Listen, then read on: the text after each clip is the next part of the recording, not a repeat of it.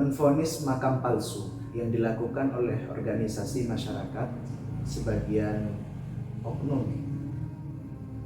Prinsip kehormatan mayit. Jadi kita itu harus menghormati mayit sebagaimana dikatakan di dalam hadis Nabi, menyakiti mayit ketika mati sama seperti menyakitinya ketika hidup. Jadi kita tidak boleh melakukan vonis palsu tanpa bukti, karena ini termasuk menghina mayit. Selain itu,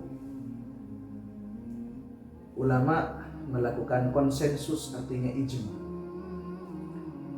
Imam Nawawi menegaskan bahwa menyebut makam ulama sebagai makam palsu tanpa dalil syar'i ini merupakan pintu untuk tindakan yang haram, seperti penghinaan, terjadinya pembongkaran makam, dan fitnah di tengah masyarakat. Di dalam kitab Imam Nawawi tidak boleh dilakukan pembongkaran tanpa udzur syar'i.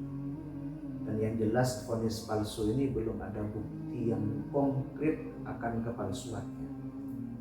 Selain itu, di dalam kitab Buroikoh Mahmudiyah itu juga dikatakan tidak boleh membuat gaduh atau fitnah di tengah masyarakat. Jadi ini tidak diperbolehkan. Di dalam kaidah fikih juga disebutkan sesuatu yang sudah diyakini dari masa ke masa itu tidak bisa dihilangkan dengan keraguan-keraguan yang datang setelahnya. Disebut dengan al-yakin la yuzalu bisyak. Kemudian makam sebagai identitas sejarah. Jadi kita harus menjaganya. Ziarah bukan penyembahan. Jadi tidak perlu dihancurkan kuburan.